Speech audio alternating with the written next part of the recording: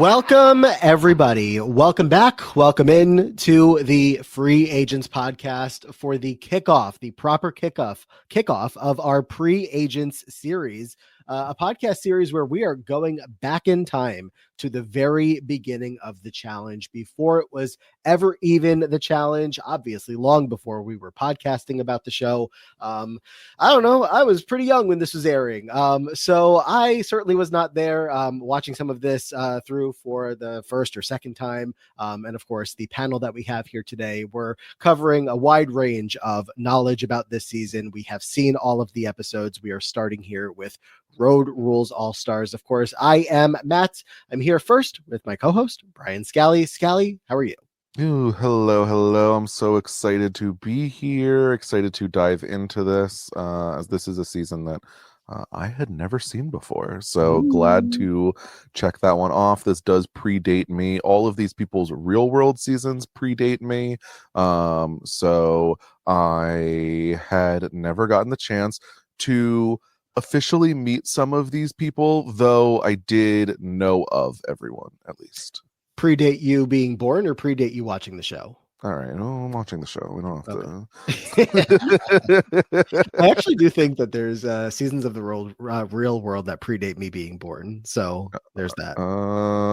It's very close for me, but actually, most of them predate Scally. He's very, very young. That is true. So we're gonna get into it. We already did our preview podcast of this series, where if you missed that one for any reason, maybe feel free to go back to that one. Only 20 minutes of us just kind of pitching to you why this project is going to be so fun, why you should come along this journey with us. We'll be rewatching the entire challenge series. Maybe you'll be seeing it for the first time. Maybe you're not going to rewatch it at all, and you're just going to listen to us talk it through. Our plans are to go through the entire season for each season and tell you what we're seeing, comment on it, and just go through it all. So if you were waiting for an excuse to go back to the beginning of the challenge, this is the excuse. And for today and for a couple of upcoming episodes, especially in these early seasons, we are not alone. We're joined today by somebody that, if you listen to the Free Agents podcast, you have heard her before on many a draft, specifically the All-Stars drafts or just regular episode recaps. Somebody who is a big fan of these old school seasons, of these old school players. So we had to get her in here and get her insight on all of what's going on all the way back then. It is Mel. Mel, how are you? Hello. I am reborn. I've been immersed in my real world culture of the past, your resident old person remembering everything. Like, truly, this was a flood of memories in an alarming way. I love that. Yeah, I do as well. This is very excited, Mel, for you to be here to join us on this. I feel like magic is pulsing through my veins. Like when you read one of those like YA or like adult books now, like romanticities, and someone's like, I feel the magic like that was disappeared through my body. I felt that watching this. I just was transported back to, what was this, 1998, I think? Yeah, the season premiered April 20th, 1998. So almost a month from right now, as far as we're recording. I can't do math. 27 years ago? Is it something like that? Yeah. Oh boy. Wild. Yeah, Teen Mel tuning into this, and this was like probably when like a lot of people would have started to watch the real world, and I was a very well versed, in fact watching probably from a too young age, viewer of the show. Love that. So definitely excited to hear, Mel, everything that you have to say about just these core memories coming back, and just some of these people that, even if I've seen the season before, I feel like I'm meeting them for the first time right now, because I'm, or maybe not meeting them. Some of them have, gone on to be back on the show once or twice or three times.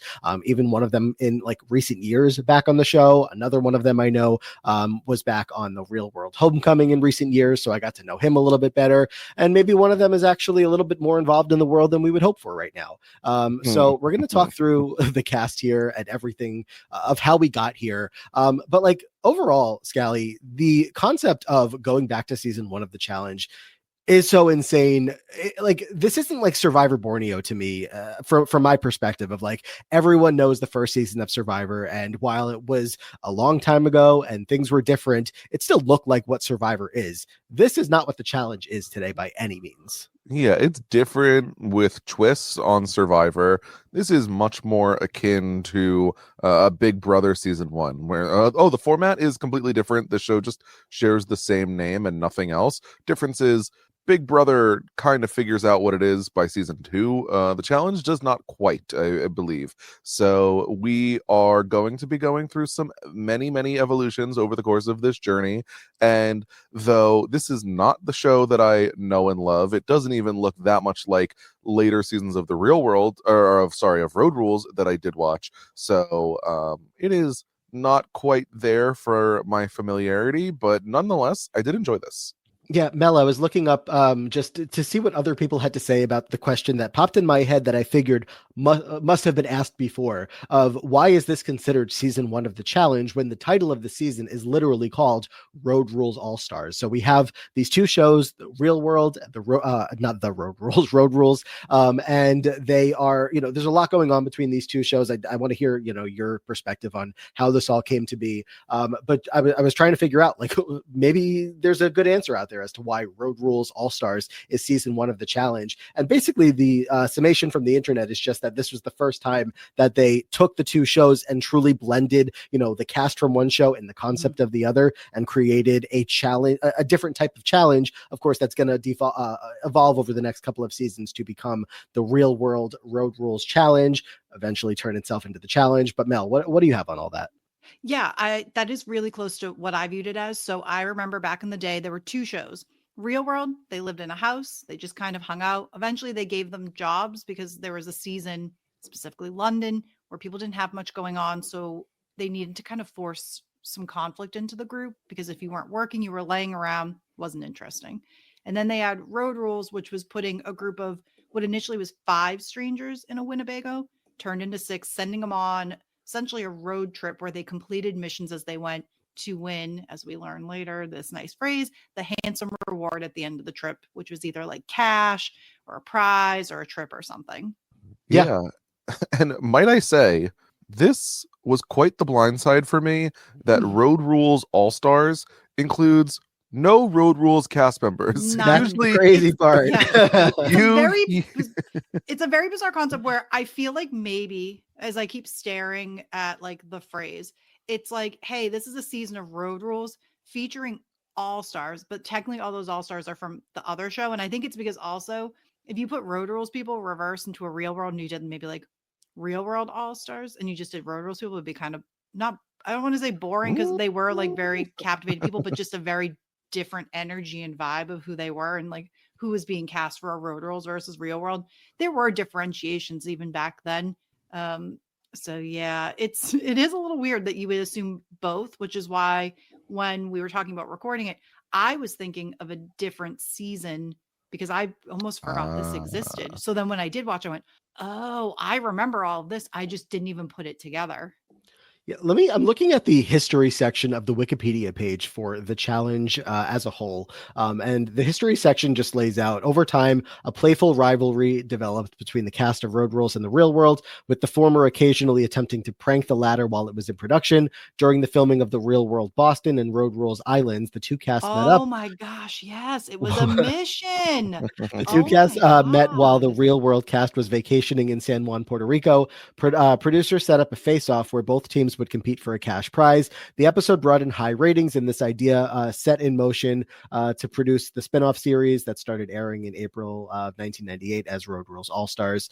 So look, my backstory for if you missed the setup podcast for all of this is I've not seen truly any seconds at all of either show, The Real World or Road Rules. I've heard, of course, so much about them. I know I was a couple years too late to, I guess, getting into it. And I don't know, just by the time I'm old enough to recognize that this could be some cool stuff, it's like, well, they're about to start wrapping up. And so, of course, it wasn't even cool anymore. It had died. Like, that is true. The factor was gone of it. The cultural impact had disappeared. Yeah. I definitely want to at some point. When we're done with this in 10 years, then maybe we tackle the Real World next. we probably have to. And I mean, look, if this is any indication of, like, this season here is any indication of course, what a regular Road Rule season is, we could fly through those at some point in time. That is potentially true. I would say that it does get a little bit more to the show. I will say the first thing that struck me about this season of Road Rules All Stars is the lack of lower thirds even on the show. I So mean, it's like right. this predates names on screen. I was like, who are these people? And it very much like they were celebrities at the time. And so it's just like, well, here's your fave. And I'm like, I think I know who this is, but can you please refresh me? Yeah, and there's literally only 5 people on the season for the record. We'll get to the cast in a second, but there's only 5 people. And like in the intro of episode 1, when they're all being introduced to us in this series and this season, I don't know who everybody is yet. The only I think I knew one person, or no, I knew 2 of them. So I was like, all right, I just need to kind of use the context clues and figure everything else out. Lower thirds, like you said, Scally, did not exist. But to keep it back before we like get diving deep into this season, Mel, did you have like a preference of Real World or Road Rules? Did you like one more than the other? Were you thrilled when they came together and now it's like, okay, all were really in the same family?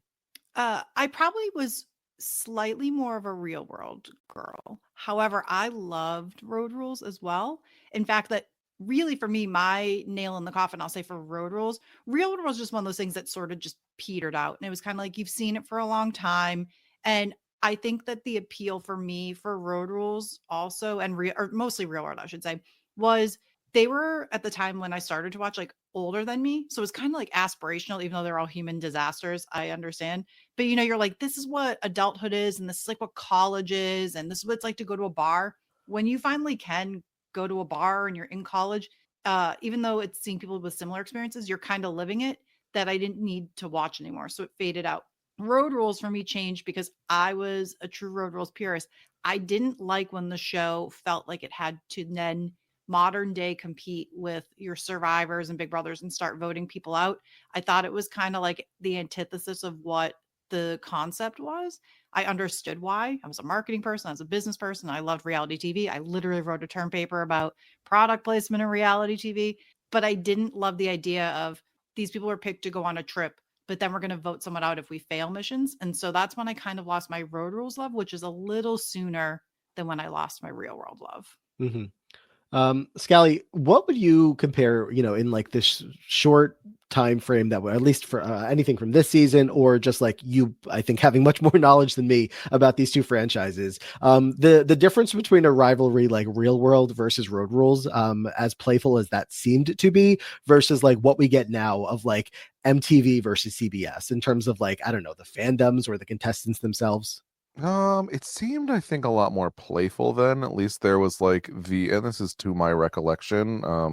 I did not watch this early in the franchise, and also, undeveloped brain. So at least we're partially developed now. But I would say it felt like, they're both from MTV. They're both in the same parent company. The rivalry is there, but it feels a much bigger difference these days. Yeah. 'Cause, I mean, the concept of bringing them all together here for these challenges, as as it will become, was just kind of like, so I went back to the first episode of the Challenge Untold History series that aired a couple of years ago. And like the first 15 minutes, I would say, of that episode did a really good job of just setting up how we got here. And they were just talking about how, the concept of the show just came from the idea of, well, the real world is obviously doing really well for us. It's very fun to be able to turn on the TV and see someone just like you on the TV. But when you add in the stakes of like, some little games that they're playing against each other, the competitive nature, a structure to these episodes to just make it more fun than just, like it's just like forced activities, and in a good way, because obviously, as we see, even in this first season, any given activity on any given day can set anyone off in a certain way. And that's where you get the dynamic television that competition reality TV, offers over the years. So they had a good idea, Mel. Yeah, and the thing about Road Rules too, that and it comes off a little bit in this series, but not as much, which was Road Rules, you were competing with missions to essentially make money to live off of. They lived in that Winnebago. If they wanted to eat a meal, they wanted to stay in a hotel, if they wanted to go to a place where they could park the RV and use showers, like they had to make the money to do that. In some situations, they would, steal their way into there or sneak their way on. That was kind of the hijinks of being, 18 to 25 years old and doing this crazy stuff. But Road Rules was a really interesting way about traveling around the country, making friendships, and then having to survive together in a different way, as opposed to Real World was kind of like being put up in a comfy house. And yes, eventually they had a comfy job they were given. And that's where the conflict ensues. But there was something about Road Rules that was, especially the road trip being this like American pastime, something you want to do. The Winnebago was cool. I hadn't even heard of a Winnebago That before, was but going as to a be my term, next question. yeah, the Winnie. So you know how they always say like New York's the unofficial cast member of Sex and the City or something. The Winnebago was the sixth or eventually seventh member of the cast. Like it was a big deal. They always called it the Winnie, and it would get kind of like how a Real World house was decked out. They would get like a fancy decked out Winnebago. It got, you know, fancier over time. In the beginning, it was just kind of garbage. And it's a very important element of it because that's what they're going to use to get around the whole trip. I know. I'm writing down the word RV because that's what, you know, my brain is going to go to when I see a vehicle of the type. But everywhere that I was looking was calling it a Winnebago. And I'm like, Yep. I just Had don't know no this term clue. very well. Truly, I like genuinely as a child learned a lot of things about life and people and name brands through watching The Real World and Road Rules. Like it's, or even just knowledge of places in the country, music, it's all core memories tied back to the show. And I think I never really appreciated as much until looking back now at this, where when I did watch this, I was like, I remember so much of this. I can remember my time in my life. I can remember that I probably I had that CD or I went out and bought it because I heard on The Real World. Like there are core things that are my modern self linked to this franchise. Yeah, for sure. More history for you all at home if you're interested. Of course, the company that produces the show, Bunim Murray, is it Productions or it's a company formed by Mary Ellis Bunim, who has since passed, and John Murray, who is still with us today. And John Murray was a part of the Challenge documentary I was just talking about, and he still, I think, will pretty actively be involved in, like, I don't know, get interviews from time to time and just talk about the show. I don't think he's as involved today. I could be misspeaking, as he was when the show was created. But he was talking about, you know, the journey of how the show was created. And Mary Ellis Bunim was from daytime soaps and he was from news and documentaries, as far as like what they did in their professional lives beforehand. And he said, you know, you put those two things together, you get reality TV, you get, you know, both of these shows that combined into what becomes the Challenge. Apparently this whole thing started because of an actor strike that led to the idea and the creation of The Real World. I thought that was fascinating, so I wrote it down. And just the idea that at the beginning of it all, as you get especially into The Real World, which comes first, that they were talking about, you know, we don't have a playbook here. We don't know what we're supposed to do, what's to be done, the genre of reality TV as it's like forming there. I can't even imagine them being like, so we just live together and the cameras are on us and we just, you know, interact and we're allowed to, I don't know, kiss or fight and whatever. Ugh, yeah, as much, you know, as much as I hate reality TV, often forming out of being strike-breaking content, it's like my favorite genre. It's here. Look at it in its baby stages. Such a cute little I don't know, young thing that's now what exactly we know it to be today. Mel, anything else that you feel like we should mention about either of the two shows, Real World or Road Rules, before we talk about what they came together to form? Well, I think you touched a little on this as well about the rivalries, but I think the reason partially that there is such a harsh rivalry between The Real World and Road Rules versus the other universe is essentially you were cast for these two shows from the Bunim Murray production. And so people who were like, you know, you're applying to this, you were kind of applying to both shows. I'm sure you could have like a little bit of a preference. They might have, you know, typecast certain things to be like, oh, you might be more of a Road Rules person, but they were really cast strictly personality heavy, that it was about telling these stories, these fish out of water, these outsiders, which in this cast too, you can kind of see why all of these people, for the most part, were chosen for their shows. And even ones that maybe seem a little more steady, like why you would be chosen versus, not that these other shows don't have that. It was just a different type of way, maybe you're cast, as opposed to the Bunim Murray. I always felt like we want to tell a person's story versus maybe like this person is meant to fully fill a role to just be like drama, chaos, or whatever. And I could be reading it totally wrong too, but everybody here had something very interesting. And I remembered the hard part that, because you two, and I'm sure many others listening, have no involvement with the show, is you don't know a ton about who they are, what was their backstory. And I'm happy to fill that in for you, because boy, do I know. Um, but this was just like picking up another chapter of their lives, which there was something interesting about that too. And therefore, when we eventually did get some homecoming, that was really cool to see, because you were seeing, checking in with them again, where they're in their careers, their lives, the progress of why they were chosen the first time to be someone they wanted to focus on, and who they became in life. And this group, of course, led to a few fascinating characters, and that's one way to put it. Yeah, when I was starting the rewatch, I'm sitting there thinking to myself, should we have started from the beginning, and gone to like I don't think you Real World have episode to. 1 just to like get these people's full stories? But they're I all mean, different casts. You would have had to watch I 5 know, seasons of this show. that's why it would have been That's what's impossible tricky. for us to do, but like to get the full story, probably needed that. But for anybody who has a relationship prior, of course, like there's nobody on this season that is from the same season originally of reality TV. But like as that starts to happen later, we do get the backstory, whether it's clips or them just telling us what happened. So it's tough to not have the full picture there for at least myself. But it is what it is. Yeah, do you want me to give like a high level overview of who they are before we get into it, or do you want to get in a little and I can maybe give high level context of who each of them are, or like Yeah, I what think sort I of like think we're was their there. their short story, their Un- TLDRs? unless Scally has anything else before we get to the cast. No, I'm excited to maybe Mel could tell us about each person as we start introducing them. Okay, Perfect. sounds good. Wait, Mel, do you want to start with the cast, or do you want to start with maybe the presenter here? Do we have any quick thoughts on the person who is I guess I'm making air quotes Boy. hosting the show, Mr. Big? Oh Oh God, yes. Oh Puck. boy. Ugh. Puck. Uh, You know what? How there's the thing that we talk about, she who must not be named, and they talked about being that it was just because she's uninsurable. I have to imagine that Mr. Big, aka Puck, is an uninsurable person, but I know for a fact he returns, so I don't know. Puck is probably one okay. of the most famous people of the Real World franchise as a whole. He is from Real World San Francisco. He was a bike messenger. He was gross. He was, as we would say in that time frame, gnarly. He had a little bit of a romance with Rachel to an extent, kind of a flirtmance. I think they kissed a little. And he is quite the character. So instead of putting him in the Winnebago, which probably a blessing to everyone there, they allow him to be this disgusting narrator to leave their cassette tapes, which really took me back.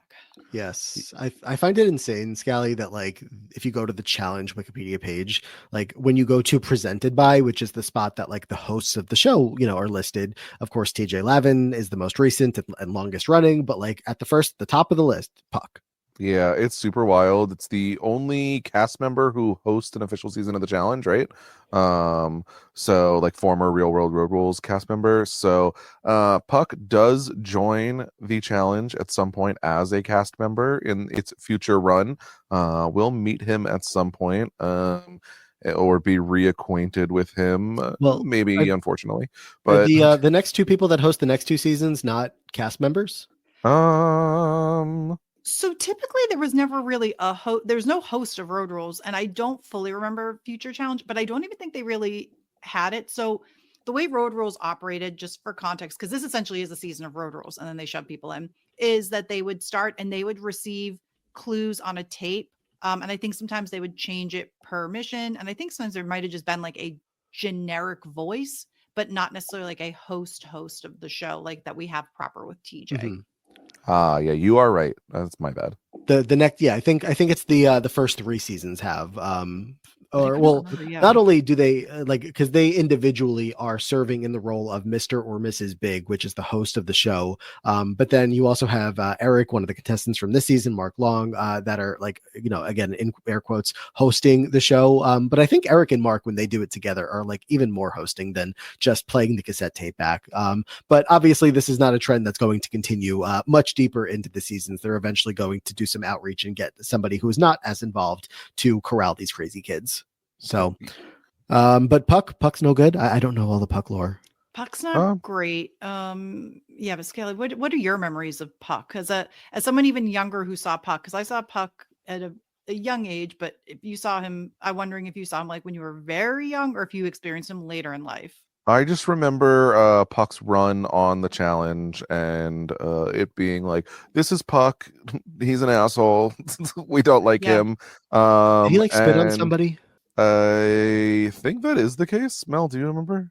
I think that there was something about that was like his claim to fame later in it. Yeah. He did spit. I remember he would shoot snot rockets on the house. Famously, Oh, he nice. like picked his nose and then put his fingers in the peanut butter, which started a very big house fight. Oh, Yeah. One thing about the real world that we forget is how charming it was in terms of just like what instigated drama. Though I guess this week we did have a person sleeping on a couch creating drama. So that was very road rules of it all. Very yeah. real world road rules. Yeah, I mean, if you go to his Wikipedia page, even you'll see 2003 arrested for domestic violence. Charges were later Yeah. dropped, sentenced to a year after no contest of committing battery. And then, there's quite a few other things in here: corporal injury, felony probation, no contest of stalking. So there's a lot of allegations here against. Do we have to Actually, do if a I Mount recall Rushmore too- of like bad people along the way too? Yeah. He could be on House of Villains. Well, Actually, I think now I that think you're we got saying, Scally, about his arrest stuff, I believe famously on the first episode of Real World Seattle, I believe, and someone can correct me, he shows up late because he did get arrested because he was like solid. driving recklessly on his bike or something. Solid. Yeah. Look, I think maybe the host we hold off on inducting into that early Hall of Shame, but Yeah. I think we got 2 members already here ready to be inducted. So Yeah. Sure. All right, let's talk about the cast that we have here, and well, we can take them one by one, and Mel will give us the I don't know, brief history of all 5 cast members, all freaking 5 of them. Insane. It's a show with 5 people as the cast, but that is just what this show essentially was before it turns into what it turns into. I don't know, Mel, start with any of the 5 that you want to start with. I guess we can start like in order of yeah, I like that. who was the first that shows up? It was Because I think that's a Eric. good way to tell the story. It was Eric, right? Yep. Yes. So Eric is an OG. Eric is Real World New York season 1. He was, or I should say was, because in the past I forget what he does now. He's a little earthy, if I recall. He was a model, aspiring actor, and Eric was one of the people from season 1 who really did get a lot of opportunities from the show. When season 1 skyrocketed in fame, Eric in particular was really put on a platform. He got to host an MTV dance show called The Grind. He was modeling. And as he lets you know that he had secured a record deal, I don't remember how much he really did, but Eric was pretty decently famous while also never really sort of the Ariana Madix of it all, which is he got popular, but he never really got famous versus Ariana, who was skyrocketed to fame. If we want to make like a comparison, did well, early level influencer, but this was pre social media and all that stuff, which is another thing we can discuss about how you really could go do this show and go back and into your obscurity and never be seen again. Yeah, and if we can maybe like pause down a little bit as we go to talk through like because we're going to talk about these 5 episodes as a whole essentially here, and we'll get deeper into some of them and talk about whatever we want. But Scally, this guy is like one of the bigger characters on the season here. It's just like a hothead. Yeah, I think that probably the biggest character, and maybe that is me coming in with the most knowledge of Eric Nies to this season. This is someone who does pop up on another challenge or two, so we will get to be reacquainted with him down the line. He is someone that, like, I remember I've been waiting for him to show up on All Stars at some point. So I to go back to the early days of Eric Nies, very interesting. Very younger, this isn't anything new, but just like the old school vibe of just like, oh yeah, all the guys want to like take their shirts off and show off and blah blah blah. Like it's not like this is like we've gotten away from that too much, but maybe it's more of a subtle thing these days rather than it being like a whole segment on the show of like, oh, Eric always just wants to take his shirt off because he wants to show off. But I think now it's just more standard. Yeah, right. Yeah, there's a lot of Eric in these 5 episodes. And like Mel mentioned, he's the first one that we're going to meet in episode 1, where he is the format here is I don't know if this is every Road Rule season, but it's just so funny the way that it feels very staged of let's send everybody to 5 different train stops and they get picked up by this train along the way. Eric is on the train first, and then he ends up picking up John Brennan. Oh, John. And yes, this is kind of standard Road Rules. They would pick each other up along the way. Okay. Usually not too far apart. So John was Real World Los Angeles second season. He was very young. I want to say John was 18. He was a very I young believe person. so. He was he's Christian. He was saving himself for marriage, very Christian. Um he was an aspiring country singer. So yes. So all those things are to be blunt, still not happening really for John today. So John is Yeah. it's a little in a way sad. I saw that he has a podcast with Beth, so that's nice to hear. But he still wants to Yeah. chase his dreams and be a country singer, and maybe he'll get married one day. But he's 50 and still John Brennaning. But that was his thing, was this: let's take this young, naive country guy and put him into Los Angeles and real like fish out of water story, which is something that they loved to do for Real World and Road Rules. Yeah, the musicality comes into play big time when we get to the end of this season and they have some musical challenges, if you call it that, a mission, and they need to record a song, and John is taking the lead. He's the only one who sounded good going into that booth. Yeah, I was kind of impressed and kind of shocked that he had not gotten a record deal based on how Yeah. big and like how famous some of these real world cast members got after, or even during the run of their show. The fact that you get that fame, you have a decent voice, and still nothing.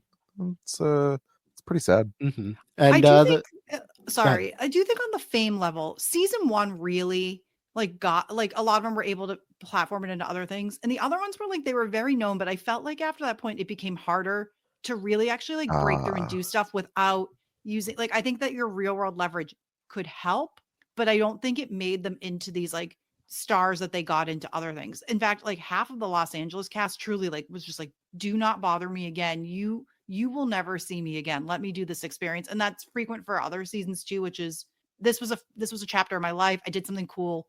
I have a lot like you can find me on LinkedIn. That's like the level of social you're going to find them. That kind of life. I I looked was it up going in to the say past. these two guys that we're starting off with here. Funny that they're the first two because they're going to be pretty linked throughout the entire 5 episodes here. Eric ends up being a little bit of an outcast because he's not getting along great with everybody. There's a scene during one of the episodes where he says to the rest of the group, basically like acting like he doesn't really care a whole lot about them. Like he has the friends that he needs in life and he doesn't really care about having more. And everybody else gets, or at least the two women get rather put off by that. And I think Sean does too, to an extent of just like, yeah, that's not a great way to like make new friends or make, this feel special between all of us that are on this adventure right now. And it just kind of further isolates him. He isolates himself. And Scally John is like the one to kind of stick up for him and stick by him throughout the rest of the episodes when he just is not coming back together with the rest of the group.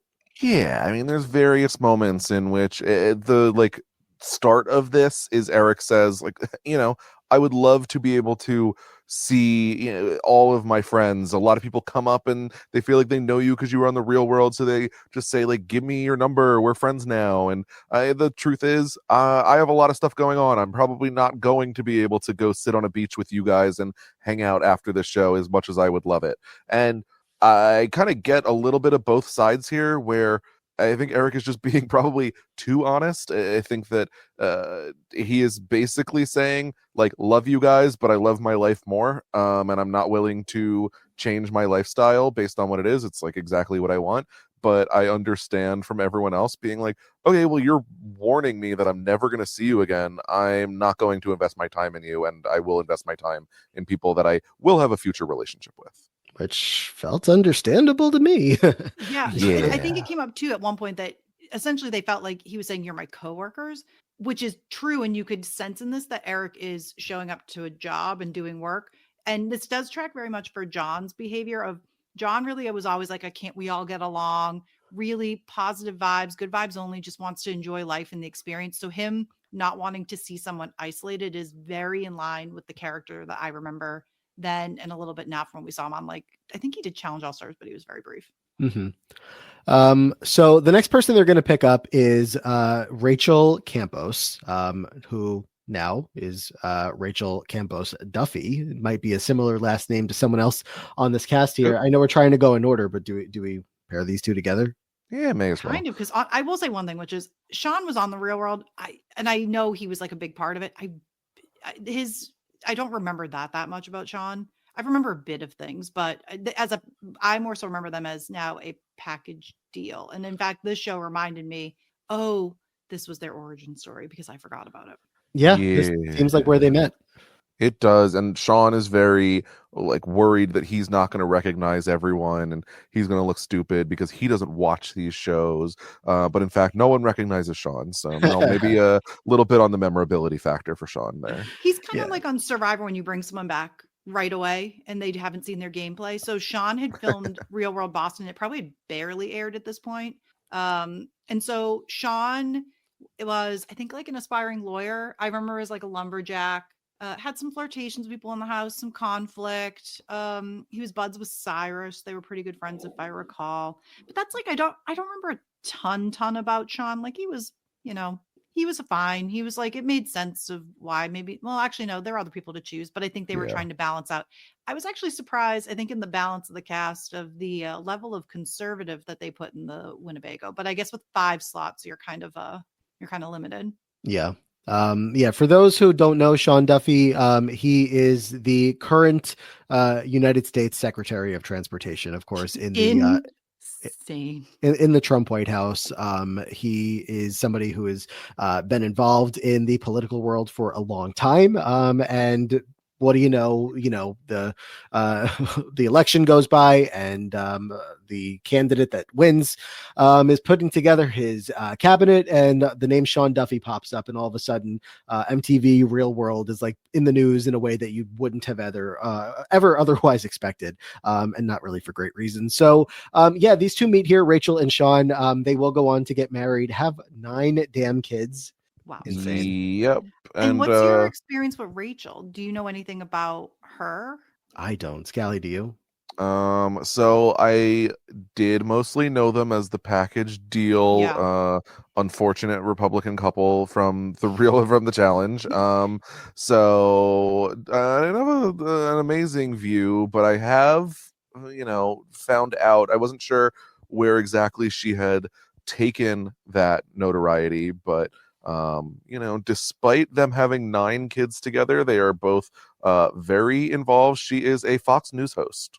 Yes, I did find that. I actually did not realize that she had continued her career, and that's no disrespect. I just mean, like, I obviously don't forgive watch that me channel, for so wouldn't know that she's on that channel. I don't watch it. When someone says, we're not brushed up on our Fox News hosts. No, unfortunately, don't know them that well. Sorry, everybody. So context for Rachel, she was on Real World San Francisco. That is season 3 with Mr. Big Puck. So Rachel was probably at that point, like I would say she was probably like 21 or early 20s, and she was a young Republican. She grew up very Catholic, if I recall. So she had like a religious family, but she was a bit more of a rebel. So despite some of these conservative tendencies she had, she was also a little bit wild, which is why like she kind of was going for Puck. I believe she got like a tattoo when she was on the show. And she was one of the people who was really, I think when they were casting these shows to put different people together to see how, their lives would gel together. She was somebody who was very moved by the story of Pedro, who she was in the house with, rest in peace. So Pedro had HIV AIDS and passed away when the show ended, essentially when it aired, I should say. And Rachel really had a great bond with him, right? Despite that. It was San Francisco was a season that if I had to say like, hey, pick a season to go watch, I think San Francisco is really I think it's the crown jewel. I know that we could argue New York because it's so pure and new, but there is something really beautiful about San Francisco and the variety of cast, even though Puck is very distracting, but Pedro is an icon and someone who taught, like, I learned about gay people beginning with the Real World, because where really were you getting immersed with that in, like, besides reading books, or maybe now we live in a culture where we thrive and we share that much more, but in the 90s it wasn't as common. This was like pre Will and Grace, and there were probably some other things, but just things I hadn't seen until I turned on MTV. And I actually thought my first episode of The Real World I watched is referenced in this episode. I saw the reunion was the first episode I saw. So the first reunion they did was in fact bringing 3 seasons together. And then they brought out London, which was season 4, which it had just wrapped. So they did this first reunion as like a big, like homecoming thing. And it was, the most, like, I'm getting chills thinking of it, just like this vibe of like, look at what we all did in this experience that nobody else has had, and how it's changed the world and our lives and young people in society. And it was for me, I think I was maybe, I think I was like 8 or 9 when I saw that, and I just was hooked. And you had to kind of watch old episodes that they aired them as a marathon. But Pedro and his story that they shared brought me to tears even as a kid, and I just felt like I learned so much. Yeah, I feel like I remember hearing about it on like some of the early challenges that he gets mentioned once or twice, and just not having seen the season itself or meeting him through that show myself, I just remember hearing and feeling like it must have been a really big important story in person at the time, and appreciate the additional context. But Mel, did we get to Rachel's accident yet? Okay, so Rachel's accident happened after the show. So Oh. after she was in Real World San Francisco, Rachel got into a devastating car accident. I refreshed myself with Wikipedia. So her and her boyfriend, I think somebody else was in the car as well. Yeah, I think a friend or Um, two. yeah. So basically, Rachel was the survivor, and everybody else died of this head-on crash by somebody else. And then Rachel, in particular, had severe trauma from it, and her leg was. I forget how she describes it. I don't remember if you remember, but all I remember, and I do when I saw this scene, was that she has to wear wedges and heeled shoes because she really can't have her foot flat anymore. Which was, I remember that going into the season. Oh, wait, actually, no, because I was thinking there's the mission that they do when they're like not rappelling, they're like jumping down the building or whatever it's called. Yeah, Yes. that guy And was so hot, by the way. I think it was Cynthia though that had like sandals on going down the building, and at first I'm like, oh, if it was Rachel and she had to wear those shoes, but I'm also like, how did they allow that? I don't know. There It are was a different many time. questionable decisions, and yeah, I did definitely take note of the backless, open-toed sandals that Cynthia is Rappelling wearing, down a building. Insane. But face yeah, first. a lot of Rachel's story with that accident, and she has the metal I think rod in her leg, and so she's the first shot that we see of her is her carrying a backpack that's double her size. So of course everybody's going to help her with her bags, getting onto the train, and then when they go travel all around elsewhere, she's getting some help from some people, which is necessary because she needs it. But that is and yeah, so that's Rachel and Sean just introduction wise, and then we also have Cynthia Roberts here, who much more recently appeared on the Challenge All Stars 3, albeit a very short stint there. But the fact that this person came back from season 1 to compete back on the show all these years later, Mel, I mean, you were probably on the draft with us, right? For that, and I'm sure Yes, discussed indeed. how In fact, if I big of a deal this recall, was. she was the first pick because I Well, just willed Cynthia's forget. existence onto Challenge All Stars back in the Clubhouse days. I pointed my shot and said I want Cynthia back. Cynthia was just simply a breath of fresh air amongst crazies, and she continues that spot here. So the Miami cast, Miami is my personal favorite season. Even though I keep talking about how like I loved how calm stuff was, Miami was pure chaos. They were a nightmare together. This was the first season that they imposed sort of a job career on them, which was they wanted them to come up with and start a business. It was a disaster. Cynthia tried very hard on it though, but Cynthia really tried to get along with everybody, but also like will stand her ground, will stand up to people and call people out when they have bullshit, which was a lot in that house. But she's just so cheerful and sunny, and she has these crazy decorative long nails at all times, despite whatever she is doing, which is impressive for her to do it in these challenges. She was such a pleasure on this season. She was probably their main confessionalist. Maybe, give or take. I don't know. I should Or double Rachel. check. There was a lot of Rachel, which by the way, Rachel has beautiful shiny hair, and I'd love to know her shiny hair secret. I will say that. And then while we're talking confessionals, the confessional rooms that they were all in, you have like Sean sitting in like a theater, probably the theater at the end of the show. Rachel sitting in a room with like a couple of curtains draped behind her. I feel like Cynthia had a couple of different locations, but it was just so funny to see, the makeshift way that they got through these. And I wouldn't expect like a full production studio quite yet, but just really puts you in the time and place. Oh, also because not really here, and I can't remember if they had them in Road Rules the same way, but Real World did have like their diary room kind of thing. I don't remember if they called the confessional, but essentially, like, yes, you were called in for certain things, but also you could just like go into this room when you felt like it and record a session about anything you wanted. So if you were having a bad day, you could go in and vent, and you didn't need to have like a producer prodding and asking questions, and they would put that into the show as well, which was a Right. classic part of their early work. Mm-hmm.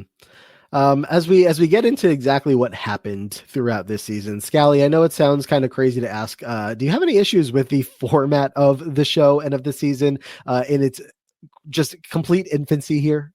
I mean, do I want to watch 38 seasons of this? Like, probably not.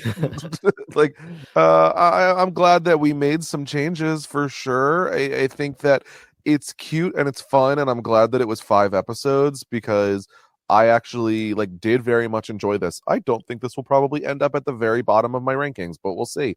I think that going back and visiting this is great, but there would be nice to have some type of stakes at any point along the way for me to really care about more of these tasks would be nice. Hey, they were late to a mission and they got less money for showing up late, and Yeah, how they much had less? to No clue.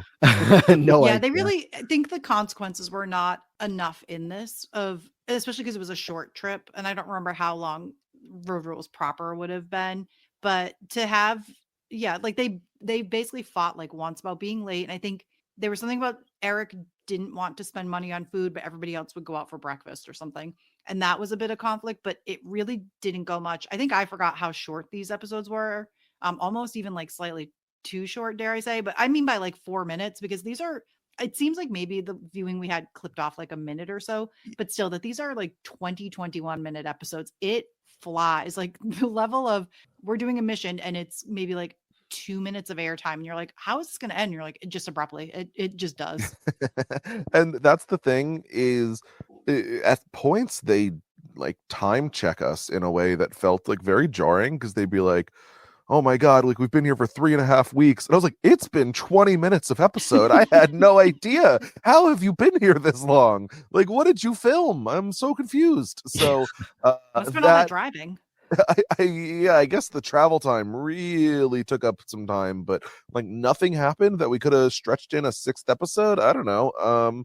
I did feel like this filming schedule seemed to be much longer. Like we could have done this in a day. I thought it was so funny with how they cut in between like just scenes of what was going on. Like we would be watching the mission, and then next thing you know, they're back at a hotel. Like, are we supposed to know they're at a hotel? And then they're back on the RV, and then they're, or sorry, the Winnebago. And then they're back in someone's kitchen, and it's just like they do explain to us, like, okay, we're going here, we're going there. But like even you think of an Amazing Race style clue, like they read the clue out loud and tell us what they're doing. If you aren't paying attention to like every word that Mr. Big Puck says in his riddle, you're going to miss where they're going. Does it matter like a whole lot? It's not like the locations tend to be like the star of what's going on here, but it's just like, again, very quick cuts. Yeah, look, a time where they trusted the TV audience to be smart enough to understand, oh, like this Yeah. is a house. This is no longer a barn. Whereas now, I know there's examples of like on Bravo, if you're wearing a sweater and it gets too hot, they have to insert a scene of you taking off the sweater because they think the audience will be confused as to why you are not wearing a sweater anymore. So the cuts are a little more liberal here, unlike the cast. So I do enjoy that. I think that we're probably missing like a lot of what's going on, but I think in general we got the highlights. Where do we want to go next? You want to talk about any like starting with the top of the missions and working our way down to any specific ones along the way, more of the dynamics between some of these people? I mean, just on the dynamics, the fact that they are all like, unfamiliar with each other in the sense of like it doesn't seem like they spent time together as they're doing all the missions that we'll talk about. It is fun to see their relationships form and grow because it feels like we're getting a lot of it at least told to us with especially such a small group of 5 people. So Yeah, and I think one thing that it's very 90s, and this ties back even to the Eric of it all, which is you didn't know these people. Like, yes, you would have to watch the show, and in order to watch the show, you did have to make an effort and show up at a certain time and day of the week and to see it. And if you have a life, I mean, I'm sure I think John knew everybody because that's very on brand for John, but others were, were hustling and doing stuff. And that after the show, if you wanted to stay in touch, you would have to call someone on the phone, which was a terrible time. Or you would have to write a letter or a postcard. And maybe at this point, there was AOL. So like there was a little bit of that kind of thing, but it was very 90s in a sense of I don't know who you are. I'm not going to follow. Like there wasn't the ease of social media to stay in touch that, No? a different generation had. And I think even I'd say my year generation, like we were the early social media ones. So I think we were kind of the first to get into this phase of not being able to stay in touch with nearly everybody. And then it became obviously like normal for everyone. But normally, yeah, you like lose touch with people and you never saw them again. That's why reunions used to be valuable. And now it's like, well, why do we need a reunion? Because I follow you everywhere, or I see your Fair. stuff being served to me. I see your terrible beliefs about vaccinations on Facebook. I don't need to see you in person in a dining hall. Wait, you're friends with the cast of the season? Yeah. That, like I said, though, this was interesting that it didn't get too much into politics or anything, but I did think it was interesting to have three like very conservative people in the cast. And I do want to give a shout out before I forget to John's clothes, which to me were the star of the season besides Cynthia. Wait, I don't think I was paying attention. What was he? John had a certain shirt that said on the front, Satan is ugly. And then on the back said, because Jesus beat him with an ugly stick. And I will never forget the shirt. I want to buy it. I want to wear it. He had a bunch of stuff like that. Like, and it was all very 90s looking. It was perfect. It was boy. John was just so John. And it's hard to say that when you haven't seen it, but just know that the John you were seeing in All Stars is no different than the John you saw in LA. Yeah. Just eyes wide open to the world and this experience. And there is something like really very nice about that and kind of optimistic that you almost want to take on. Sure. To get in just a little bit to the first mission, and I don't think we're gonna like hit every single one in depth by any means, but just like in the first mission, I'm just kind of reminding myself of what happens in a couple of the different missions throughout the 5 episodes. That the people that they meet up with, it's like they get to a location, and at this first location, they have to find Ed and Lorraine. Who are Ed and Lorraine? Nobody you should know. You know, you the audience. Icons. It was so simple life, pre-simple life. And it's just like these people that are like the experts of whatever the topic is at hand at the time. So as you go through each mission, there usually is one of those that is like in charge of them. There was one of them that when they showed up, the person who was supposed to be in charge was like, "Oh, are you the real worlders?" I'm like, who's coordinating this? Like, it's insane. But they start with this one, and they have all of these people here that are like experts in the field of ghosts and haunted spirits and everything. And they're at a insane asylum, I think is the name of the place that they're at. I don't know if that's the right term for it. But mental hospital is, I believe, how they refer to it. Okay, that's probably better. I don't think it's ideal perfect anyway, but it's how they refer to it. Let us add that this challenge is a full year before the Blair Witch Project comes out. Oh. Did you guys have any of these places by you growing up haunted? I mean, I probably went straight to that term that I used because that's what they called like it. The time that they did, yeah. We had like 2 or 3 of those that people would like, you know, that was the place to go on a Friday night if you wanted to, like, you and your friends be like tough and brave. No, like it's just like to hang out. Not like a tour, like not like actively. It wasn't like every Friday night you go there, but it was like once in a while, take a trip over there and everybody freak each other out. No, I had a normal childhood. No, you didn't. Like I can see one of those things that like you pay, like, oh, it's $20. It's like a haunted tour. Oh no, sure not that. No, like that, it was just go to this abandoned place where people say it's haunted, and somebody probably went inside even though they shouldn't be, and there was probably somebody staying inside as well that didn't want you to be there. I actually have an app on my phone that lists all like the abandoned areas, so that like in theory you could go scout. But I don't know. I'll look on my phone and then I'm like, I would rather go to a bar. Yes. You can tell that I did not go to cool abandoned places. I watched other people on Buna Murray shows go to. That's true. That was my lifestyle. Go ahead, Scally.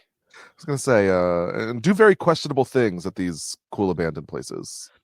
Yeah, I mean, and so that's what's going on here. They're especially the guys are going to end up like pissing off all of these I don't know, psychics. Is that what they are? Yeah. They plan a prank where they're going to scare Rachel and Cynthia, and they end up just like pissing off the other 2 women that are with them that are supposed to be like teaching them or telling them what's going on. And it's just the start of the chaotic missions to come. My absolute favorite is they just get there and Eric is like, I want the spirit to come into me. And Lorraine is like, no, young man, you don't want this. Like, don't do this, please. That was my favorite part too, Right. Skelly. He's like, I can kick the ghost ass. ass. I'm fine. And she's like, no, you don't understand. If it enters you, you are not here anymore. Yeah, they say that they want a demon to enter them, to which I say, I think some of the people on this cast already have some demons inside of them. Heyo. But I think that, this is a very questionable way that some of them are approaching this, particularly when we cut to the three men having stripped down to their underwear and jumping around acting like chickens and monkeys. This feels disrespectful. I gotta say. Also, like the women weren't there. Usually, when you have like men stripping down like this on reality television, it's like for the women, but they just did this themselves. I think they were around at this point, Were but they? it was at a That certain point, energy. they all Again, were. blink and you'll miss it on this show. Like That is true. genuinely, you will miss a plot point if you look down at your phone. This is why the show could thrive, because you could not look down at a phone. And then Yeah. why did they have to stay up all night? Did it? They're They'd be up until looking the. for haunted activity, which aka they just mostly sat around and talked in the morgue instead of actually exploring Sure. anything. Seems like they went down one hallway and then didn't explore a single other foot of this place. But because they had so this did take me back to a time and place, because I remember very vividly hearing about digital cameras and how you can get pictures of a ghost, a spirit, by taking pictures. And so that's a lot of the narrative of what they have going on here. So they end up showing two pictures to Ed, and he's like, yep, you guys passed, you got two ghosts. Well, these are not even digital cameras at the time. I think this was a little disposable. That's some film. Sure. That's some film, maybe, and that is just Yeah. classic. The light caught in a weird way, or maybe it is a ghost. Who No, knows? Who am I no. to say? This is definitively psychic energy. Ed and Lorraine are sure. I did appreciate where Ed said, like, I'm respecting you. I expect you to respect me. And while I might not believe in every single thing that Ed and Lorraine are saying here, stripping down to my underwear and running around a place where people were legitimately tortured seems like maybe, yeah, they weren't the most respectful. To say A the common least. trope, a common road rules thing. Like that you're young and dumb and caught on camera. By the end of the episode, after they pass their first mission, Mel, they're going to end up going back to Eric's house for some reason. I guess it's nearby. And then he introduces all of his new friends to his family, and they get their next clue from Puck here, telling them to go to New Zealand. I hate that this is called a clue. It's like, oh, we're getting a clue. And it's like, drive down the interstate and go. It's like, okay, well, this feels like less of a clue and more like directions, but sure. Yeah, fair. But it was served in like a turkey casserole dish. This was common, though, that if you were on a road rule season and you were potentially still like in the United States, or if you were in one of the international ones and there was a cast member who was in that area, that you would get to visit someone's family or whatever. And it becomes sometimes like an interesting point either to get to know them, or in a case of, I remember one season, people didn't join along to meet like someone's friends and family, and it created strife in the group. So it's common, but it was, again, a blink if you miss it. Wait, what just happened? Why are we in this kitchen? I mean, we're going to end up in more kitchens as the episodes go on. We're going to go to Beth's house. Kitchens. Everybody knows Yeah. Beth. I had to rewind. I genuinely was like, wait, is Beth in New Zealand right now? And I was like, no, they've left. I looked down at my phone. Yeah. Look, as we go along in this rewatch series, the point is to kind of like bring up these people that especially you're going to know more, especially if you're a fan watching the show right now, and you just watched All Stars season 5 and you just saw Beth paired with John A. Here is Beth on season 1 of Road Rules All Stars, the challenge season 1, whatever you want to call it. Not competing, but they were at her house, and we get like our first introduction to her on this version of the series, where she is like trying to make some moves onto Sean, who is throughout the entire series paired up with Rachel, and Rachel's just kind of watching, being like, this is funny. I got to admit, I'm kind of obsessed with Beth here. Now you for get her, like, you kind of see why she's unfortunately everlasting and eternal, because she is the same human. It's been 35 years. She like looks at Rachel and she asks the question, and I think I got this right. She says, "Isn't he a sex man?" Which I'm not quite sure the exact definition, but you know what, Beth? I appreciate you being on TV watching by millions of people in the early mid 90s and saying, "Isn't he a sex man?" I feel like not many people willing to do that. She was trying to buy whipped cream for the two of them, and she's like, "Yeah, we'll use this later." We can get down. To be in 1998 visiting Beth's house apartment, just casually hanging out. What a time.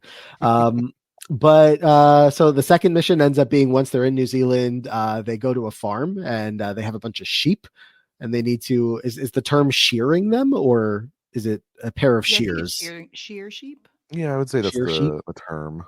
A lot of activities throughout the show, whether it's this or later, we're going to get one of the missions has to do with cooking food involving bugs, milking the cows, a lot of things that are, just going to get a reaction out of people when they realize that either they have to do something that they consider gross, or that they have just eaten something that they later find out is not something they would have liked to have eaten.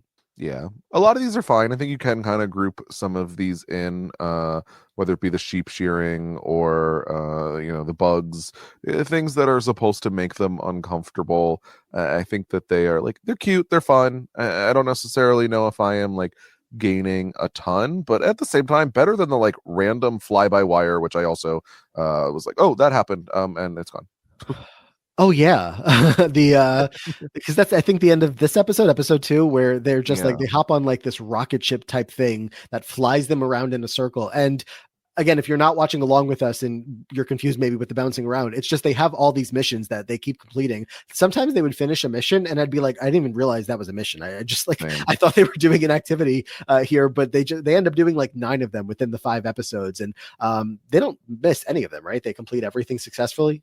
Yeah, I do think so. I mean, there's points where, like Rachel refuses to put on the outfit for the hot dog on a stick. Which she says it's cheap polyester. How could she? And rolled my eyes up pretty hard. So I think that mostly like they're cute. This is cute little missions. Is there one that you would want to do the most? Zorbing. Yes. Yeah, the zorbing seems really fun. But there was some injuries going on there that I didn't love. Yeah, this is early days. People they had getting to wear hurt. the neck brace, and I kept getting confused that maybe somebody did get injured, but it was simply like the idea that no, like, so that you don't break your neck and these things, you should wear a neck brace. So I was first introduced to zorbing on a show called Rocket Power. Okay. See, I think this is where I learned about zorbing. Now I'm with you. I'm fairly so, but unfortunately, you were learning about it. I learned about it when I was like 14, and I was probably, this is the coolest thing. It was probably in like a movie or something, but around this time, zorbing really took off in society. Yeah, I was like, I'm going to New Zealand. I'm going zorbing like Rocket Power. I'm so excited. And it was more like there was a couple different types of zorbing that you see here. The one that I think that was featured in Rocket Power is more like what I think they see Cynthia doing, where she's kind of like strapped in, but she's like rolling with the ball. Whereas you have like John standing up and the ball like takes a jump and he just is free floating in the ball, like lands almost on his neck. That one seems a little terrifying. I would like to be at least fastened in.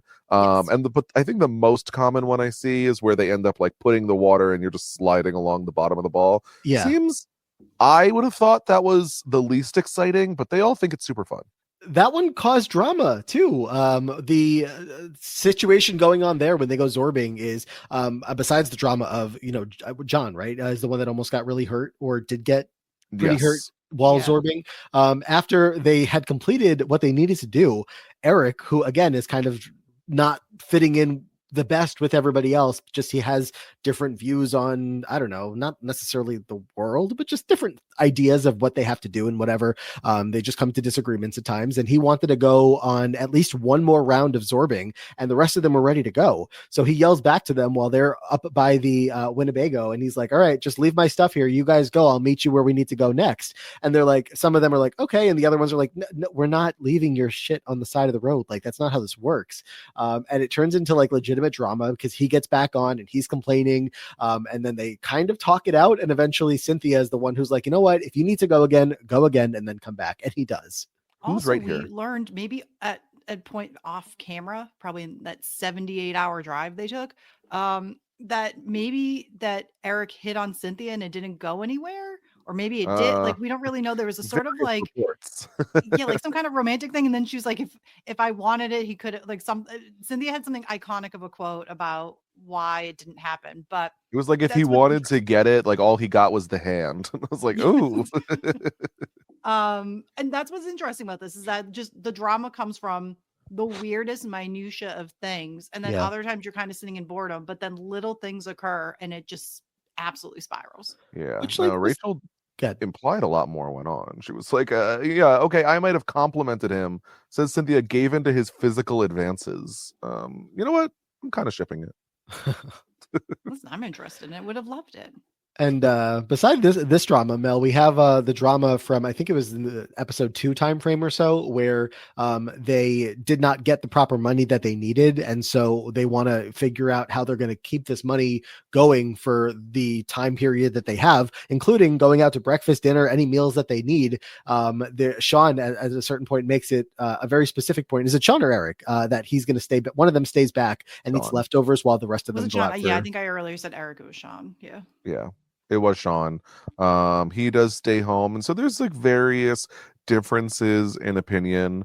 I think that for me, there is like a big deal made of like, I think they have like $180 a day to survive on, which, you know, between 5 people, number of meals in not the 2000 most sorry, in money. 1998. Yeah, this is pre today's inflation, so it seems a little more manageable. Yeah, I think it was that, and they didn't really get into this there, but you know, were we going to stay in a hotel? And I don't know if they made any sort Exactly. of changes because it's an all-stars one, and maybe they had some of these things, but sometimes they would hook them up with like a place to stay, and sometimes they wouldn't. So the money did often have some issues because it was what you were living off of, or if you were wasting it buying souvenirs or just things for them to have fun too, because, or if they were going out and buying drinks, like all of it. It's kind of like the below deck tip money that like they go out and then there's like a big drama about the dinner, but they live on that tip money for the season. But this just didn't feel it had as much of a consequence, or maybe like because, and this one thing, because I did watch this and not remember how fast episodes went, and maybe without commercials, that also impacts it. That you just, the speed by light of everything, and maybe the drama of these things wasn't even that impactful back then, because it probably was like a 38-second segment and then they moved on.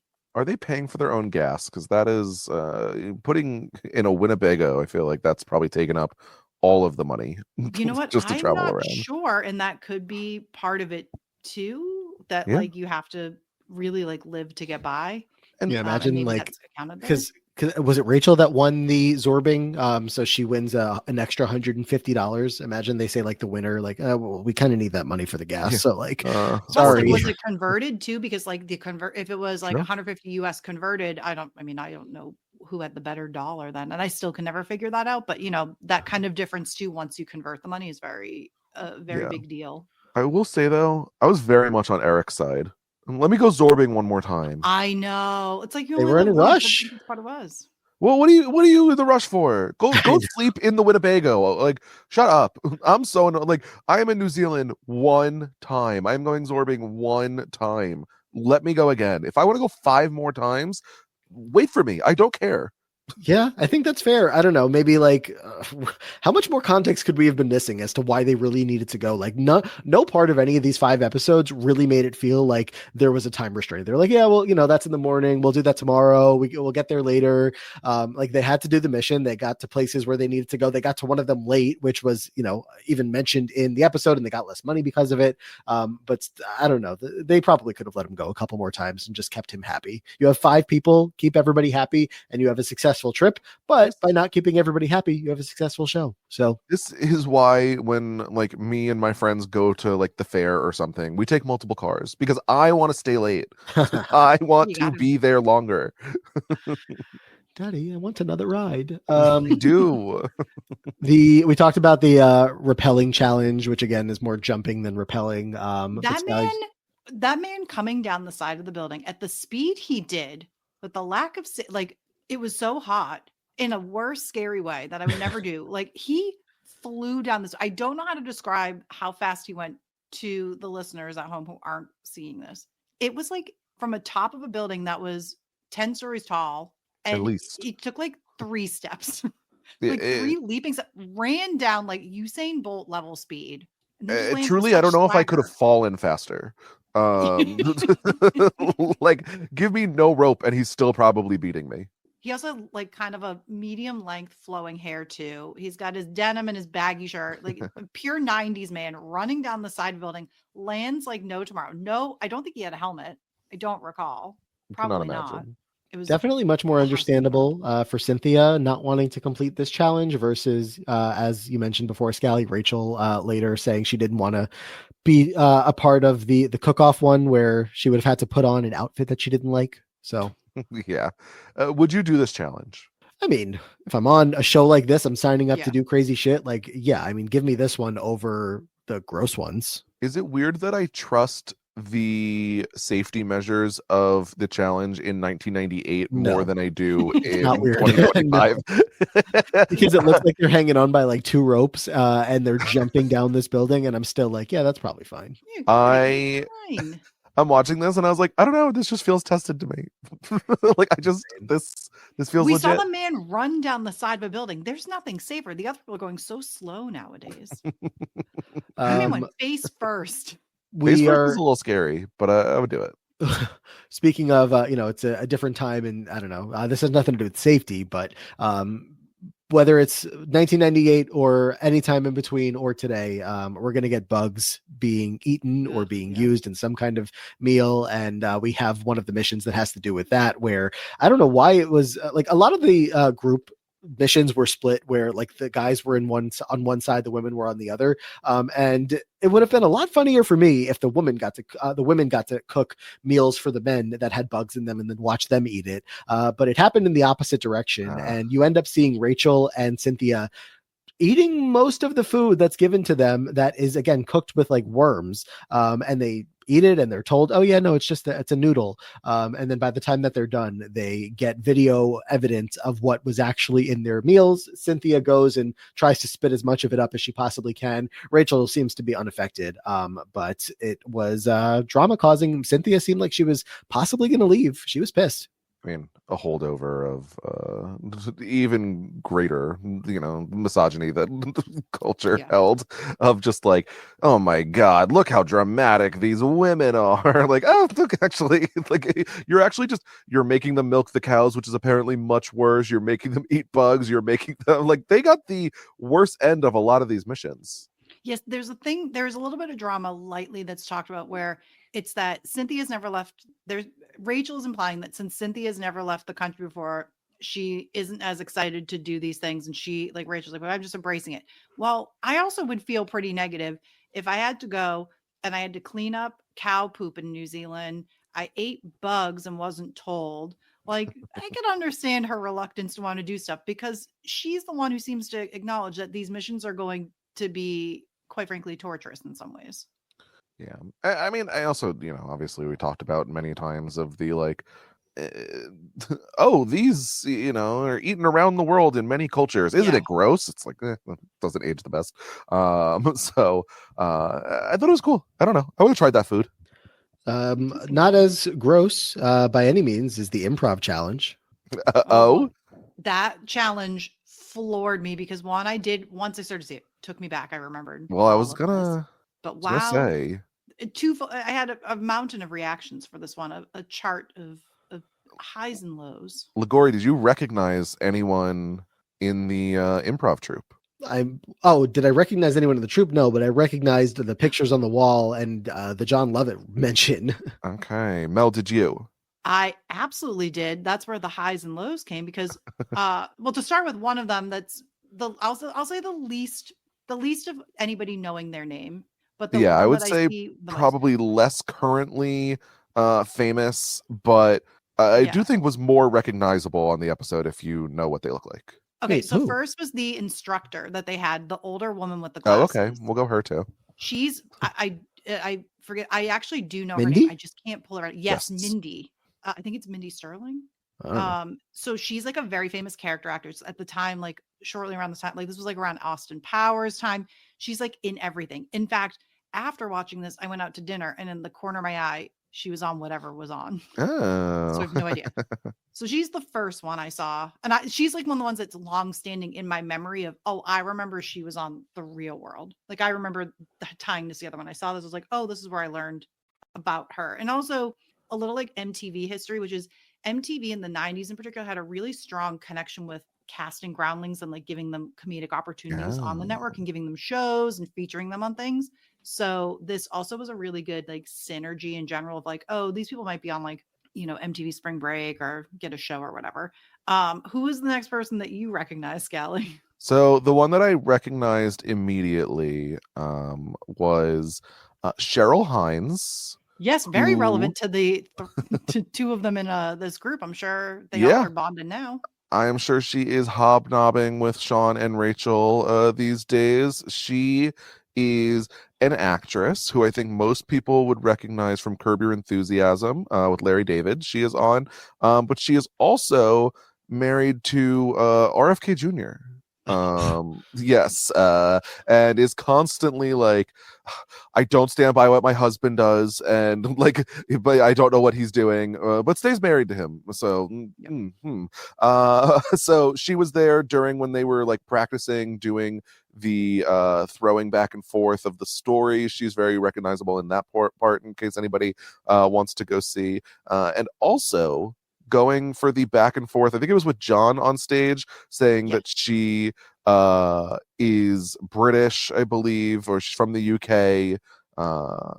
She keeps changing her accent, and so does John. Oh, John does it, yeah. You didn't recognize a very famous actress, someone who you would know from the White Lotus. Miss Jennifer Coolidge was there. Excuse me. I was floored. Hold on. You guys keep talking for as long as you need. Reaction. I'm pulling it up. It's specifically the scene. It's when John is doing like a little sit down with a chair on the improv stage. He is going back and forth with Jennifer Coolidge, and yeah, her voice sounds very different. A lot of people some weird like Swedish, and then she kept changing like her accent or something. Yes, she is doing an accent for the skit, which further disguises her voice, but like the Jennifer Coolidge voice is not necessarily her 100% accurate real voice. So easy to miss, but that is Jennifer Coolidge. Yeah, wow. I texted you guys when I was watching, and I said something. I was like, "Oh, like I'm screaming right now," and then I was truly when I saw one, like first screaming was like an internal like a stress scream, and that was Cheryl Hines. Then the scream of joy I let out was, of course, Jennifer Coolidge, because I did not remember that. I didn't remember Cheryl Hines either. But it's just so fascinating because also like the idea of they easily could have been on the Real World at this time, you know, like I know that's what's so funny is the celebrity guest performers were these people from the Real World, and then Jennifer Coolidge is just like one of the random people there. Yeah, just like somebody like, oh, fine, you can record it. How would I ever recognized this person? Commercials and stuff. Well, if you were a Jennifer Coolidge fan. I'm a Jennifer Coolidge 2020s fan. I do not pretend to have known anything about her beforehand. Wow. Oh my God. This is crazy. Right? Just, two friends on the stage together, John Brennan and Jennifer Coolidge. That's the thing is you got a very cool story out of this. I mean, just like performing with the Groundlings at all, but to be like, oh yeah, I shared an improv stage with Jennifer Coolidge. Like that's very cool. Yeah, because Groundlings is iconic. Like very. The best of the best. Yeah, These reality stars lots are and lots trying to of it. murder me. I did remember this episode in the back of my mind as well when I saw it. And I would say doesn't fully age well, unfortunately, due to No, audience recommendations. But I will say, it since was you don't have knowledge of the real world Los Angeles, that John's depiction of Dom and his his Irish accent, and that he hated the experience of real world, was a spot on impression of somebody who truly despised every moment being on that show. yeah. The audience, look, they got to go ahead. What they're going to do is they're doing a real world based sketch in which they would play members of their own real world cast. And this honestly shows just how big the real world was at the time, because they say, like, oh, pick someone from Sean's cast, and immediately the whole audience knows the entire Everybody. cast of Sean that was on there and who exactly he should be playing. They do, in a couple cases, find it unfortunately funny to race swap characters, and voices are thrown on and mannerisms are done, which definitely do not age well. They not funny, and I think that there is like a way for Eric to have played his cast member and not have been, not so great, but it didn't come off the Sean's was, best for me, here. the number one worst offender. Yeah, I would say that as well. But just the first name that I remember them calling out was, Was Cynthia's impression of Flora accurate, Mel? Kind of, yeah. I don't want to say like she just necessarily flashed constantly, but she did flash a bit. So I would say it was pretty good. And I remember that. Yeah, that that's not what we portrayal got on now All of, "La, la, Stars. la, la." It's not that Yeah, flash. wasn't Rachel quite as the Tuck, though, or there. was masterful, and I will give her that. But unless anyone has anything else in the improv, we also have another challenge that has to do with creativity to close out the missions, and that's the recording a song, which they were given clues earlier in the season to start writing the song, and then their final mission here is to actually get into the studio and record it. We were talking about how John kind of takes the lead on that. Of course, he is probably the most musically inclined of all of them, even though like earlier on, didn't Eric say he was getting a record deal, but he doesn't sing? Yes. Or something Yeah, like that. that was So a real scathing thing about just like fame, and like when you hit it big, like you get whatever you want, and then those like trying so hard still can't get it. It was that was a very real, actual real world thing, as opposed to the real world thing. Yeah, but they get in the studio, they record it. The song is certainly words with a musical tone behind it, and there we have it for the mission. They just like name all of them. They're like John from Los Angeles, Eric from New York. I know every word to this song. No. This was a memory that unlocked in my brain. Something where I think even I've sang this a little bit in life and not really thought much about it. I'm not going to sing, because I sing like Rachel. But you could be like, you give it like poetry to us of like every word. So this is the story of 5 real world has-beens picked to go on an adventure and win the handsome reward. We've got Sin Dog from Miami and John from LA. We've got Rachel coming down from the Frisco Bay, Eric from New York, and Sean from Beantown. Pack up all our gear and we're on our way now. Wow. Claps. Thank you. It like unlocked it, and then I'd been singing it for the last day. And are you going to sing the Free Agents version you sent us? Oh yeah. I only wrote one verse though. Wait, I'll read it. I have it. I will read it, because I was hoping. I don't want to use AI. It freaks me out. And I don't want to use up all of our we agree. resources. But I did want to put him on those music ones to like turn it into a song if I were to do so, because I was really proud of this one. Yeah, Mel sent us, this is the true story of 2 challenge podcasters filling the long off season with seasons they've never seen before. There we go. I did almost put seasons before they were born, but I didn't 100% know. So good to know that they could have possibly been available. But that's more of a real world than these challenge ones. Mm-hmm. I will say my favorite part of this was that Eric refused to take part for some time, because it's at first I was like, is he worried that he is going to be violating his record deal contract by like recording with a different studio? Because I think that's a real concern. But Eric says that he didn't want to be involved in anything where he can't make sure he's getting a cut of the pie. Which, like, valid, Smart. get that money. Yeah, that was definitely focused on when they were writing the song the first time through. All of them are gathered around, just furthering their bonding moment and writing the song, and he's nowhere to be found. But then he's part of it when they need to do it to complete the mission. So yeah, exactly. I'm sorry. I think that for me, Eric is the star of the season. There's like a couple moments that we still have like not discussed where he's talking about how he wants to get married and have kids, and the cast is like, no, we don't see that at all for you. Absolutely not. And he gets really offended. He's like, don't tell me like what you think of me is not like as valid as what I know I am. And they're like, you stare at every single woman. You told us, Cynthia's so good here, where she's like, what did you tell us yesterday? That old dogs can't learn new tricks. What did you say the day before that? All men are dogs. I was like, oh my god, she just like really ate him up very quickly. So I don't know. I think that Cynthia also put in a good showing, but I think Eric kind of the star for me here. Well, let's get back to that in like 5 minutes or so. Perfect. When we get to the Mount Rushmore, because I'm really excited to put that together here. But let's like close out the missions where we just had the song recorded. We are finally, after 5 episodes, finally, depending on how you look at it, gonna get Mr. Big, aka Puck, will show up because they're all gonna gather up for their last breakfast or something. And Puck is gonna show up with a briefcase of their handsome reward. He comes in via helicopter, leaves via helicopter seemingly like minutes later, and that's the only time we see Puck as the host in the entire series.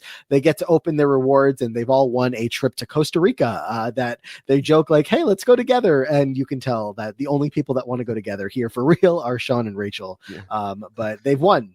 Eric's like, sorry, I'm busy. I have a really important life going on. I can't hang out with you guys. We knew Eric wasn't going on a group trip afterwards. He foretold. I have other friends, real friends. Yeah. But I like Cynthia's perspective here, just from reminding us and herself like this was a great, cool experience. Like just the fact that in this early stage of reality TV, them getting asked back to do this, like of course you look at 15-time challengers now plus that are back and back and back again, like they probably take it for granted. I'd have to feel at least some of them. But this is Cynthia's second time back on television, unless I'm missing something in between. And she's like, this is cool that we got to do it again. I loved it. For sure. Yeah, I remember like even at the beginning, Eric is like, I really had to debate if I wanted to do this again. But I think you got to take those calls. I think that a couple more calls were coming in for more of them at this time, but they didn't last forever. Mm-hmm. So I'm sure they're glad now. Yeah. And Mel, as we transition into talking through our highlights of the season and put together this Mount Rushmore here, just like, I don't know, did we say enough? I don't know if we need to say more about Sean and Rachel, because it really was a through line of the entire season. Every episode was just following the progression of how close they were getting. And then by the end, did John say like they fully hooked up? I was like, well, what's your definition of that? But that's the story. So there are many successful relationships in the Real World franchise, or at least a couple. Actually, Rachel, less than you'd think. I actually think. Yeah, it's less than you think, but there are some, and some like didn't work out, and some that had like famous relationships with others. So Rachel and John are a pinnacle of success of that, which was very interesting. And the other person I can think of top of mind that is with a cast member was her roommates Judd and Pam from San Francisco.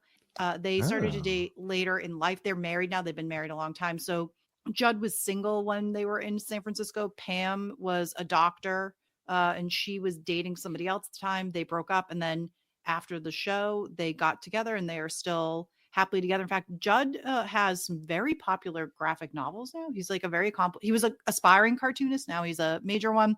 Again, why I really like San Francisco as a reco.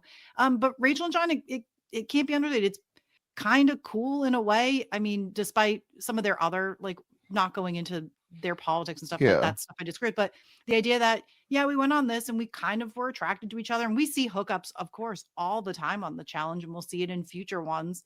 But when they pan out, it's actually kind of fascinating. And 9 kids. I mean, aligns with their That's beliefs, I suppose. insane. I mean, that is crazy. It's wild. But good on them.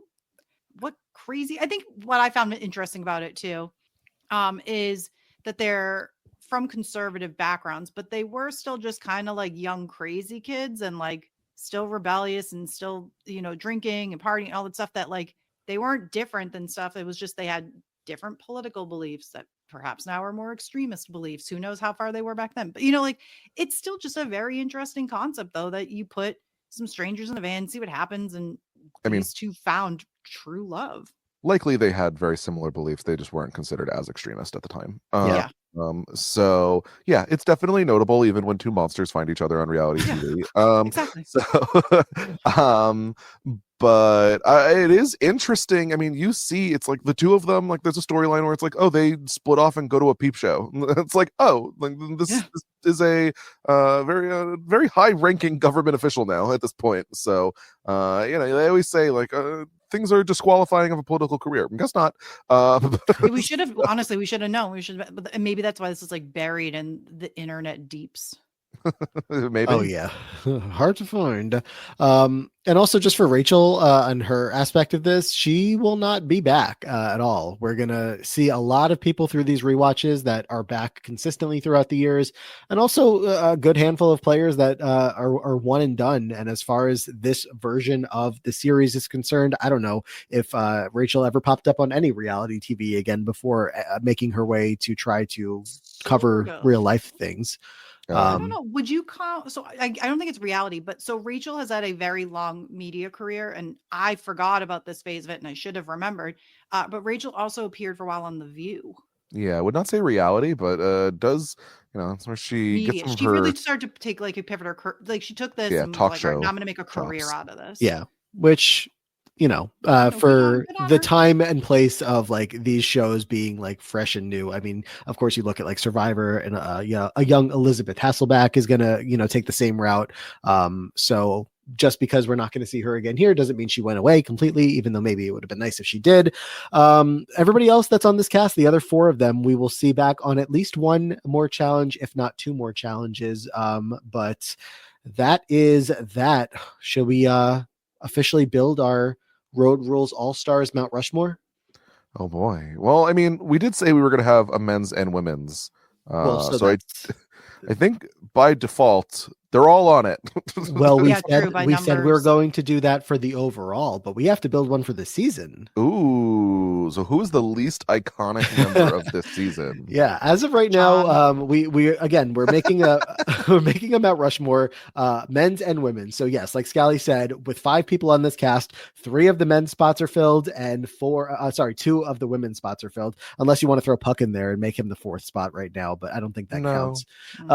So we'll get to making more actual picks when we get to season 2. But if we're picking 4 contestants from this season, we're leaving one person off, and I don't know, where are you guys leaning?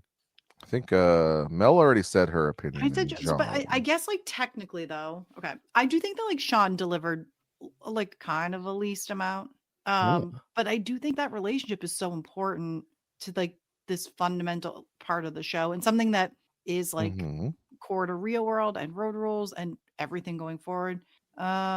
Yeah, but like sometimes when you think of, when you do the Mount Rushmore, sometimes people will put one person on that represents multiple things or people. So like having Rachel there, that Sean's not far behind. Rachel was like the narrator of the season too. Like they really like the camera loves Rachel. Like, I mean, she is very poised and made for this. Start from the top, Scally. Like who's 1 or 2 locks? All right. My number 1 is Eric. I think Eric is the most involved with storyline here. He has drama. He has like funny moments. He has both good and bad. So Eric's my number 1. Okay, I'm with you. I think I heard Mel agree too. All so then we go to number 2. Eric, there's nothing. Without Eric, this is really boring. Yeah. Number 2, I'll throw out. I think it has to be Cynthia. I agree personally. Yeah, I think she made it laugh. She brought laughter and fun, and I know the others had like a lot of camera time, but there's just an energy with Cynthia that is much more entertaining. I agree. I don't feel like if we, averaged out the screen time per episode, Cynthia is number 2, but I think that she was funny. I think that she like got involved in some of the drama. I think that she had memorable moments during the challenges. For me, this made me very sad that Cynthia does not return as often as I would like based off of this season. Agreed. So now do you, a little bit more without seeing Miami, understand why I was so excited for her to Oh, be yes. back and why she deserved a number 1 spot, of course, For in sure. in a challenge active based. I know, because we're just like, okay, go off, Mel. Sounds good. Believe you. Yeah, Sure- it's sure, really nice Grandma, to I'm get the full I'm that story. meme. Yeah.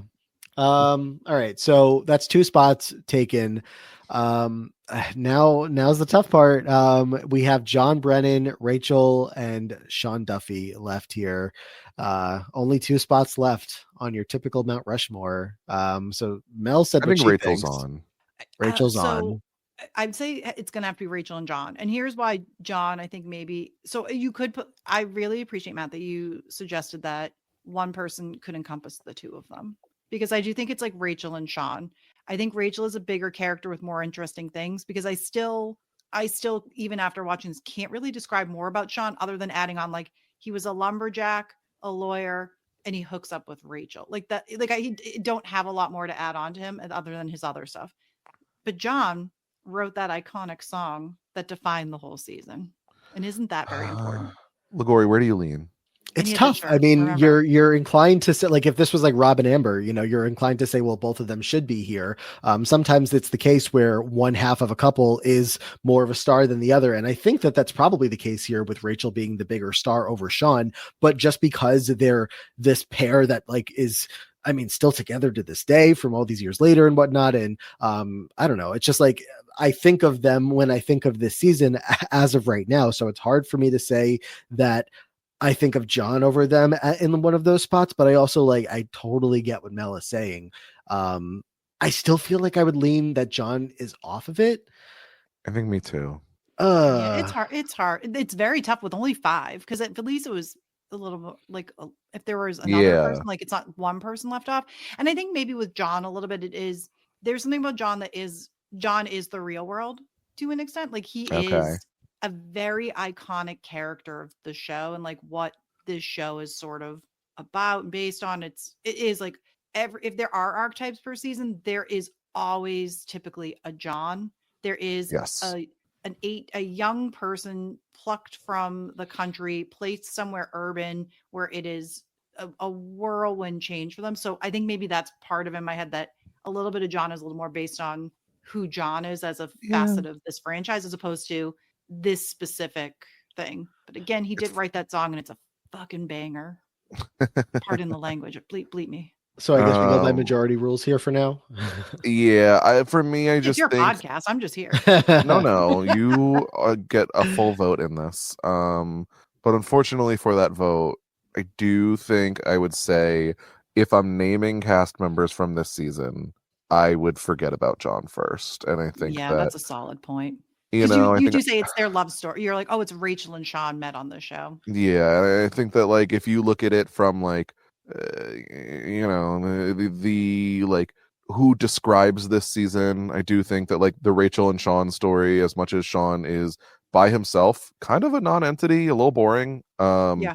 I think the Rachel and Sean story is like one of the probably the number 2 storyline. I think so this. too. Yeah, John's kind of attached to Eric through helping him out when he's feeling down and stuff, and he's like almost Eric's +1 besides the songwriting aspect of what he brings to the show. But yeah, I think that's where I land. That John is 5 out of 5. So I guess that puts us with an official Mount Rushmore here for season 1 of Cynthia, Eric, Rachel, and Sean. And all 5 of them, look, John is on the overall Mount Rushmore for now. We're gonna have season 2 coming up very soon, and we'll see if that cast knocks all of these people off completely, or if we have a mix going into coming out of season 2. Only one way to find out. That's for us to watch, you to listen. But does anybody else have anything else for Road Rules All Stars? Mel? I do want to say to tag on to the Mount Rushmore part, which is that final scene of the season where it's Rachel and Sean in a confessional and they're like sitting with each other and they give their first like on camera kiss. I do remember that being a very important moment. And it was, a nice moment in the franchise and something that looking back, we were like, oh, it's interesting to see that you kind of like hid from the cameras and that stuff, which is very different as like real world evolves to be like how much more people were willing to either do stuff on camera or like seeking to do stuff. It's just a very interesting thing to watch the show of how it and people evolve in society and reality TV.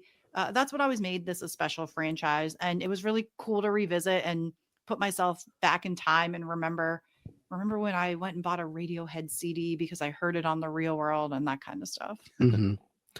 Scally, anything else? No. As much as I would have loved to have put Jennifer Coolidge on the challenge, Mount Rushmore, I don't know if Lagori will let me. So I guess I will. Can I just put John's shirt? Can we just honorary like on the Mount Rushmore? Could maybe just John's shirt be left? Most iconic piece of clothing so far. I want to go back and write down all his looks for everybody because he had a lot of graphic tees. It's just that one very particularly stuck out because at first I just thought it said Satan is ugly, and I thought that was funny enough until he turned around and it said the back. Yeah. Next week we will be back with season 2 of the challenge, which is Real World Road Rules Challenge, the first to be actually titled with the word challenge in it.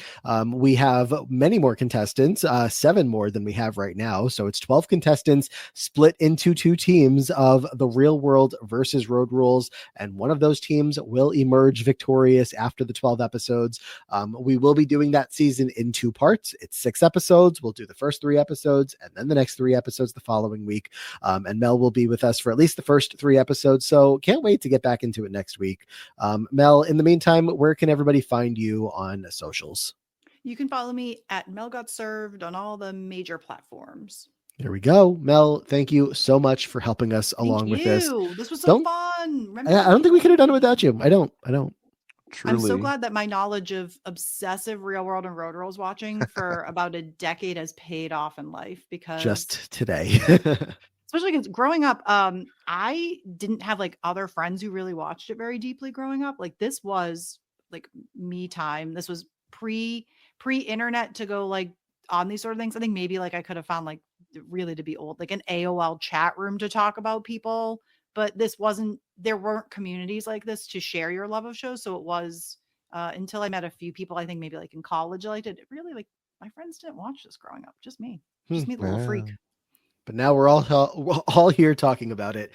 So I can't wait for next week. Scally, I don't know, socials. I was like, what are we doing?